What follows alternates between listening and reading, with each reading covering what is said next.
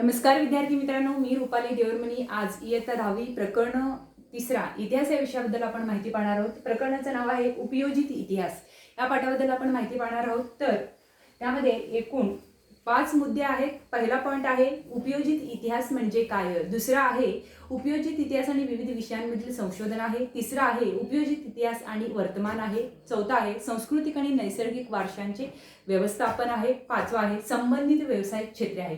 तर आता आपण पहिल्यांदा पाहणार आहोत उपयोजित इतिहास म्हणजे काय।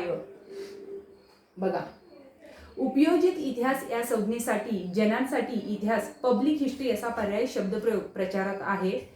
म्हणजे भूतकाळातील घटनांसंबंधीचे जे ज्ञान इतिहासाद्वारे प्राप्त होते त्यांचा उपयोग वर्तमान आणि भविष्य काळात सर्व लोकांना कसा होईल याचा विचार उपयोजित इतिहास या विषयाद्वारे केला जातो। म्हणजे वर्तमान काळातील सामाजिक आव्हानांवर उपाययोजना करणे, सामाजिक उपयुक्ततेचे निर्णय घेणे यासारख्या गोष्टींसाठी पूर्वी होऊन गेलेल्या घटनांचे विश्लेषण दिशादर्शक ठरते। त्यासाठी इतिहासाचे ज्ञान आवश्यक असते। म्हणजे उपयोजित इतिहासाच्या क्षेत्रात केवळ तज्ञ व्यक्तीचीच नव्हे तर सर्वसामान्य लोकांचा विविध अंगांनी सहभाग असू शकतो। संग्रहालये, प्राचीन स्थळे यांना भेट देणारे पर्यटक या नात्याने त्यांचा सहभाग महत्त्वाचा असतो। म्हणजे पर्यटनांमध्ये लोकांमध्ये इतिहासासंबंधीची आवड वाढीस लागते, समाज मनामध्ये इतिहासाची जाणीव निर्माण होते, तसेच त्यांच्या स्वतःच्या शहरात किंवा गावात असणाऱ्या प्राचीन स्थळाच्या जतन आणि संवर्धनाच्या प्रकल्पांमध्येही ते सहभागी होऊ शकतात। अशा प्रकारे आपण उपयोजित इतिहास म्हणजे काय आपण पाहिलेला आहोत। दुसरा पॉइंट आहे उपयोजित इतिहास आणि विविध विषयांमधील संशोधन। उपयोजित इतिहास आणि विविध विषयांमधील संशोधन। इतिहास भूतकाळात घडून गेलेल्या घटनांशी संबंधित असतो। वर्तमानात दिसणाऱ्या मानवी जीवनाची घडण ही त्या घटनांवरच आधारलेली असते। या घटना राजकारण, सामाजिक धार्मिक संघटन, तत्वज्ञान, तंत्रज्ञान आणि विज्ञान यासारख्या विविध क्षेत्रांमध्ये घडलेल्या असतात। प्रत्येक क्षेत्रातील ज्ञानसंचयाचा स्वतंत्र इतिहास असतो। त्या क्षेत्रातील पुढील वाटचालीची दिशा या ज्ञानसंचयाच्या स्थितीवर अवलंबून असते। म्हणजे त्या अनुषंगाने अनेक विषयाच्या संशोधनात इतिहासाची संशोधन पद्धती उपयुक्त ठरते। उदाहरणार्थ म्हणजे तत्वज्ञान, विविध विचारसरणीचा उगम, त्यामागील वैचारिक परंपरा आणि त्या विचारसरणीच्या वाटचालीचा इतिहास समजून घेणे यासाठी आपण तत्वज्ञानाचा इतिहास अभ्यासावा लागतो। म्हणजे तत्वज्ञान समजून घेताना ते तत्वज्ञान ज्या भाषेतून व्यक्त झाले त्या भाषेचा इतिहासाचाही आपल्याला उपयोग होतो। त्यानंतरचा आहे विज्ञान।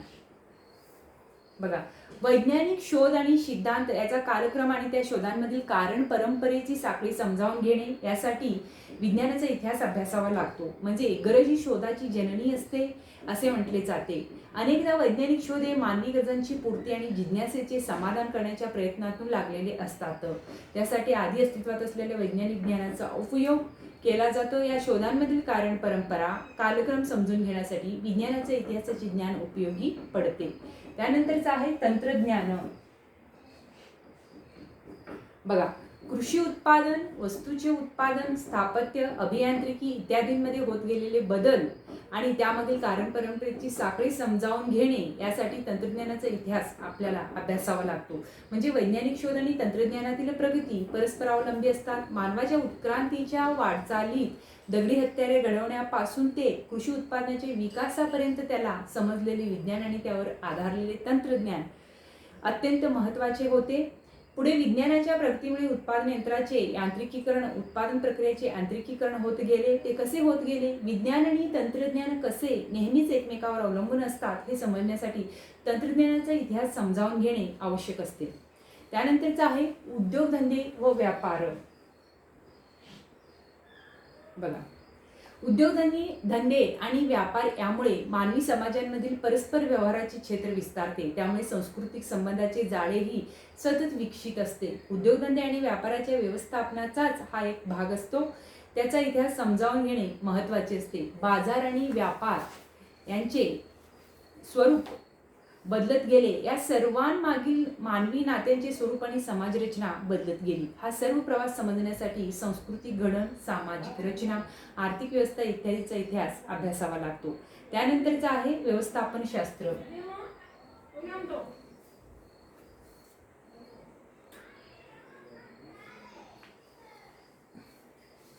बघा, त्यानंतरचं आहे व्यवस्थापन शास्त्र, उत्पादनाची संसाधने, मनुष्यबळ आणि उत्पादनाच्या विविध प्रक्रिया, बाजार आणि विक्री यांच्या व्यवस्थापनाच्या साखळीत त्या संबंधातील भूतकालीन यंत्रणा कशा होत्या हे समजावून घेणे आवश्यक असते. म्हणजे या साखळीत गुंतलेल्या विविध स्तरांवरील लोकांची परंपरागत मानसिकता समजावून घेण्यासाठी या सर्वाचा डोलारा ज्या वेगवेगळ्या सामाजिक आणि आर्थिक संस्थांच्या संघटनांवर अवलंबून असतो त्याचा इतिहास समजला तर वर्तमानात विविध पातळ्यांवरील व्यवस्थापन करणे सोपे होते. त्यानंतरचं आहे कला.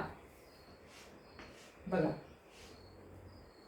विविध कला क्षेत्रांमधील अभिव्यक्ती व त्यामागील वैचारिक, भावनिक, सांस्कृतिक परंपराच्या आधाराने झालेल्या कलांचा विकास समजावून घेणे महत्त्वाचे असते. कोणत्याही कलाविष्काराचे मर्म म्हणा, कलाकृतीच्या निर्मात्याची मानसिकता आणि विशिष्ट कलाशैलीचा विकासाचा क्रम सांस्कृतिक इतिहासाच्या अभ्यासाद्वारे आपल्याला समजू शकतो. त्यानंतरचा आहे 7वा मानव्य ज्ञान शाखा. मानव्य ज्ञान शाखा इतिहास, पुरातत्व, समाजशास्त्र, मानवशास्त्र, राज्यशास्त्र, अर्थशास्त्र यासारख्या ज्ञानशाखांचा उगम आणि विकास यांचा इतिहास समजावून घेणे हे या ज्ञानशाखाचा अभ्यासाचा आवश्यक भाग आहे. म्हणजे तत्वज्ञान ही विज्ञान आणि इतर सर्व ज्ञानशाखांची जननी मानली जाते. वैश्विक पसारा आणि मानवाचे त्यातील अस्तित्व यांचा परस्पर संबंध समजून घेण्याच्या जिज्ञासेतून जगभरातील सर्वच मानवी समाजामध्ये त्या संबंधीची अनुमाने लोक बांधू लागले. त्यातून जगाच्या उत्पत्ती संबंधीच्या कथा, सृष्टीचक्र आणि मानवी जीवनासंबंधीची मिथके, देवदेवता संबंधीच्या कल्पना आणि त्या देवदेवतांना प्रसन्न करण्यासाठी केलेले विधी, त्यासंबंधीचे तात्विक विवेचन यांचा विकास झाला. प्राचीन लोकांनी केलेल्या या गोष्टींविषयीच्या विचारात तत्वज्ञानाची बीजे आहेत. इथे उल्लेख केलेल्या मानवी शाखेतील विविध शाखांच्या विकासाला तत्वज्ञानातील सिद्धांताचा पाया आहे. म्हणजे इतिहासाच्या आधारे या वाटचालीचे आकलन होऊ शकते. त्यानंतरचं आहे उपयोजित इतिहास आणि वर्तमान काळ. त्यानंतरचं आहे 3.3 उपयोजित विकास आणि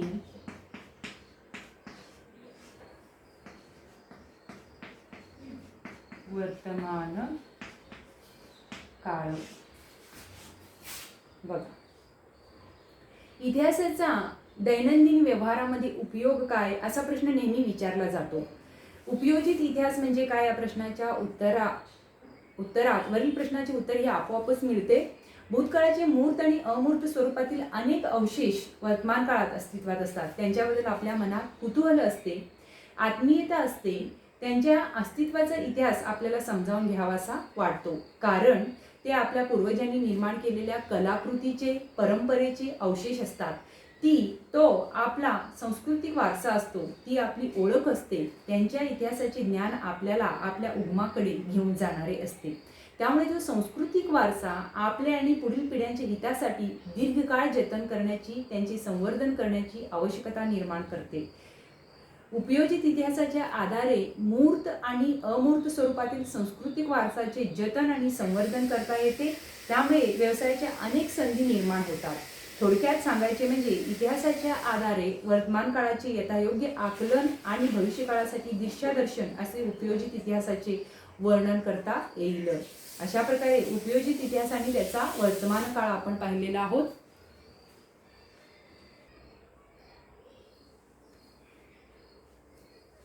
आता आपण पुढचा पॉइंट पाहणार आहोत, सांस्कृतिक आणि नैसर्गिक वारशाचे व्यवस्थापन. सांस्कृतिक आणि नैसर्गिक वारशांचे व्यवस्थापन. बघा, पहिला आहे त्यामध्ये सांस्कृतिक वारसा. हा मानवनिर्मित असतो. तो मूर्त आणि अमूर्त अशा दोन प्रकारचा असतो. दुसरा आहे मूर्त सांस्कृतिक वारसा. म्हणजे या प्रकारात प्राचीन स्थळे, वास्तू, वस्तू, हस्तलिखिते, शिल्पे, चित्रे इत्यादींचा समावेश होतो. त्यानंतरचा आहे अमूर्त सांस्कृतिक वारसा. म्हणजे या प्रकारात पुढील गोष्टीचा समावेश होतो. मौखिक परंपरा आणि त्यासाठी उपयोगात आणली जाणारी भाषा, पारंपरिक ज्ञान, सण समारंभ साजरे करण्याच्या सामाजिक पद्धती आणि धार्मिक विधी म्हणा. कला सादरीकरणाच्या पद्धती म्हणा, विशिष्ट पारंपरिक कौशल्य म्हणा, अशा परंपरा, पद्धती, कौशल्ये इत्यादीचे प्रतिनिधित्व करणारे समूह किंवा गट, अशा प्रकारे अमूर्त सांस्कृतिक वारसांचा ह्या सर्व गोष्टींमध्ये समावेश होतो. त्यानंतरचा आहे ब नैसर्गिक वारसा. बघा, त्यानंतरचा आहे ब नैसर्गिक वारसा. निसर्गातील जैववैविध्याचा विचार नैसर्गिक वारशाच्या संकल्पनेत केलेला आहे. त्यामध्ये पुढील गोष्टीचा समावेश होतो. पहिला आहे प्राणी आहे, दुसरा आहे वनस्पती सृष्टी आहे, तिसरा आहे त्यांच्या अस्तित्वासाठी आवश्यक असणाऱ्या परिसंस्था आणि भूरचनात्मक वैशिष्ट्ये आहे.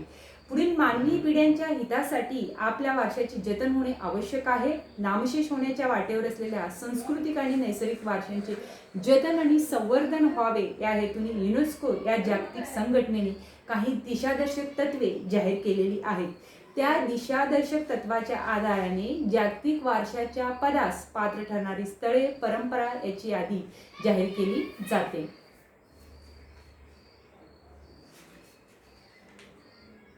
आता आपण युनेस्कोच्या जागतिक नैसर्गिक वारशाच्या यादीत पश्चिम घाटाचा प्रदेश आहे, 2012 मध्ये केला गेला आहे. सातारा जिल्ह्यातील कास पठार पश्चिम घाट रांगांमध्येच आहे. सांस्कृतिक आणि नैसर्गिक वारशांची व्यवस्थापन हे उपयोजित इतिहासाचे एक प्रमुख अंग आहे. या वारशाचे जतन आणि संवर्धन करण्याचे बहुतांश काम भारत सरकारचे पुरातत्व खाते आणि भारतातील प्रत्येक राज्य शासनाची पुरातत्व खाती करत असतात. म्हणजे इंटॅक ही Indian National Trust for Art and Cultural Heritage स्वयंसेवी संस्था या क्षेत्रात 1984 पासून कार्यरत आहे. सांस्कृतिक आणि नैसर्गिक वारशाच्या स्थळांच्या जतन आणि संवर्धनाच्या प्रकल्पामध्ये अनेक विषयातील तज्ज्ञांचा सहभाग आवश्यक असतो. म्हणजे त्या सर्वांमध्ये संबंधित स्थळाच्या सांस्कृतिक, सामाजिक, राजकीय इतिहासाची जाणीव निर्माण करण्याचे काम उपयोजित इतिहासाद्वारे करता येते. त्यामुळे प्रकल्पांतर्गत वारसा स्थळाचे मूळ स्वरूप न बदलता जतन व संवर्धनाची कामे करणे शक्य होते. दुसरं आहे स्थानिक समाजाची घडण आणि मानसिकता त्यांच्यापुढे असणारी वर्तमानातील विविध आव्हाने, स्थानिक लोकांच्या अपेक्षा यांचा आढावा घेता येतो. अशा प्रकारे सांस्कृतिक वारसास्थळाचे जतन आणि संवर्धन करत असताना स्थानिक लोकांच्या भावना दुखावल्या जाऊ नयेत यासाठी करावे लागणाऱ्या उपाययोजनांचे नियोजन करता येते. चौथा आहे स्थानिक लोकांना त्या प्रकल्पात सामील करून घेता येते. पाचवा आहे स्थानिक लोकांच्या परंपरागत कौशल्यांना प्रोत्साहन देऊ शकतील अशा उद्योग व्यवसायांना चालना मिळावी यासाठी पद्धतशीर नियोजन करणे शक्य होते. अशा प्रकारे आपण सांस्कृतिक आणि नैसर्गिक वारसांची व्यवस्थापन पाहिलेलं आहोत. आता संबंधित व्यावसायिक क्षेत्रे पाहणार आहोत.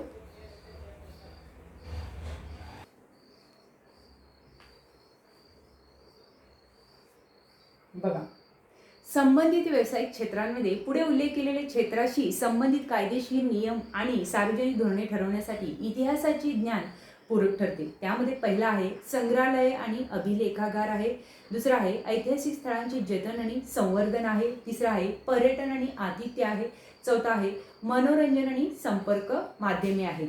याशिवाय इथे ॲडिशनल माहिती सुद्धा दिलेली आहे. तुम्हाला माहीत आहे का म्हणून पुरावस्तूचे वर्णन करणारी मातीची वाटिका इथे तुम्हाला दाखवलेली आहे. पुरावस्तूचे वर्णन करणारी मातीची वाटिका आहे आणि त्याच्याबद्दल ॲडिशनल असं माहिती आहे. बघा, जगातील सर्वात प्राचीन समजले जाणारे इसवी सन पूर्व 6वे शतक म्हणजे संग्रहालयात मेसोपोटेमियातील ऊर या प्राचीन शहराचे उत्खनन करताना सापडले. ऊर हे एक प्राचीन शहर आहे. त्या ऊर या मेसोपोटेमिया संस्कृतीतील ऊर हे एक प्राचीन शहर आहे. ते शहराचे उत्खनन करताना सापडले आहे. हे उत्खनन ब्रिटिश पुरातत्वज्ञ सर लिओनार्ड उली यांनी 1922 ते 1934 काळात ते होते. म्हणजे हे संग्रहालय एनी गॉल्डी नावाच्या मेसोपोटेमियाच्या राजकन्येने बांधलेले असून ती स्वतः त्या संग्रहालयाची संग्रहपाल म्हणून काम पाहत असते. म्हणजे मातीची वाटी इथे दाखवलेली आहे. या संग्रहालयात सापडलेल्या प्राचीन वास्तूंसोबतच त्या वस्तूचे सविस्तर वर्णन करणाऱ्या मातीच्या वाटिका होत्या. हे आपण चित्रामध्ये पाहिलेलो आहोत.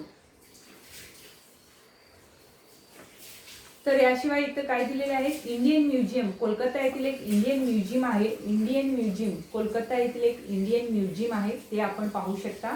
त्याबद्दल सुद्धा आपण माहिती पाहणार आहोत. तर कोलकाता येथे असलेली इंडियन म्युझियम यांची स्थापना एशियाटिक सोसायटीतर्फे सन 1814 मध्ये झाली. नॅशनल ऑलिक हे डॅनिश वनस्पतीशास्त्रज्ञ त्यांचे संस्थापक आणि पहिले संग्रहपालक होते. म्हणजे इथे दिलेले संग्रहालयाचे छायाचित्र 1905 सालचे आहे. संग्रहालयाचे कला, पुरातत्व आणि मानवशास्त्र असे 3 प्रमुख विभाग असून त्यांच्याशी संलग्न असलेले जतन, प्रकाशन, छायाचित्रण, प्रदर्शन, सादरीकरण, प्रतिकृती निर्मिती, प्रशिक्षण, ग्रंथालय, सुरक्षा असे विभाग आहेत. यातील अशा प्रकारे याच्याविषयी आपण माहिती पाहिलेलं आहोत. याशिवाय यातील प्रत्येक क्षेत्राच्या व्यवस्थापनासाठी विशेष कौशल्य प्राप्त असलेल्या मनुष्यबळाची आवश्यकता असते. उदाहरण म्हणजे स्थापत्य विशारद, अभियंता, इतिहासकार, पुरातत्वज्ञ, संग्रहपाल, समाजशास्त्रज्ञ, अभिलेखागार, व्यवस्थापक, कायदेतज्ञ, छायाचित्रण तज्ज्ञ इत्यादी. ही यादी एवढ्यावरच संपत नाही. प्राचीन स्थळे, वास्तू व वस्तू यांच्या ऐतिहासिक पार्श्वभूमीचे सर्व तज्ज्ञांना पुरेसे ज्ञान असणे आवश्यक असते. उपयोजित इतिहासाच्या क्षेत्रातील प्रकल्पांमुळे वर उल्लेख केलेल्या क्षेत्रांमध्ये व्यवसायाच्या अनेक संधी उपलब्ध होऊ शकतात. या पाठामध्ये आपण याशिवाय वैशिष्ट्यपूर्ण अभिलेखागार याविषयी आपण माहिती पाहणार आहोत. पुण्यामध्ये नॅशनल फिल्म आर्काइव्ह म्हणजे राष्ट्रीय फिल्म संग्रहालय या संस्थेची मुख्य कचेरी आहे. भारत सरकारच्या माहिती आणि प्रसारण खात्याचा माध्यम विभाग म्हणून सन 1964 मध्ये त्याची माहिती स्थापन झाली. त्यामागे प्रमुख 3 उद्देश होते. भविष्यातील पिढ्यांसाठी दुर्मिळ भारतीय चित्रपटांचा शोध घेणे म्हणा, ते मिळवणे आणि चित्रपटांच्या त्या वारशाचे जतन करणे. दुसरं आहे चित्रपटाशी संबंधित महत्त्वाच्या बाबीचे वर्गीकरण करणे, त्यांच्या कायमस्वरूपी नोंदी तयार करणे आणि संशोधन करणे. तिसरं आहे चित्रपट संस्कृतीच्या प्रसाराचे केंद्र प्रस्थापित करणे. अशा प्रकारे या पाठामध्ये आपण पाहिले की उपयोजित इतिहास हे कार्यक्षेत्र लोकांमध्ये इतिहासासंबंधीचे प्रबोधन कसे करता येईल, आपल्या सांस्कृतिक आणि नैसर्गिक वारशांचे जतन आणि संवर्धन करण्याविषयी समाजात जागृती कशी निर्माण करता येईल, त्यासाठी इतिहासाच्या ज्ञानाचा उपयोग कसा करता येईल, त्या अनुषंगाने व्यावसायिक कौशल्य आणि उद्योग व्यवसायाच्या क्षेत्रात वाढ कशी करता येईल इत्यादी गोष्टींचा विचार आणि नियोजन करण्याचे काम उपयोजित इतिहासात केले जाते. अशा प्रकारे ऐतिहासिक आणि सार्वजनिक स्थळांचे विद्रुपीकरण होऊ नये, त्याचे पुढील पिढ्यांच्या हितासाठी योग्यरित्या जतन संवर्धन व्हावे म्हणून हे आवश्यक आहे. इथं आपला प्रकरण संपतो. नमस्कार. अशाच प्रकारे व्हिडिओ लाईक, शेअर आणि सबस्क्राईब करत जावा, जेणेकरून प्रत्येक व्हिडिओचं नोटिफिकेशन तुम्हाला मिळत राहील. नमस्कार.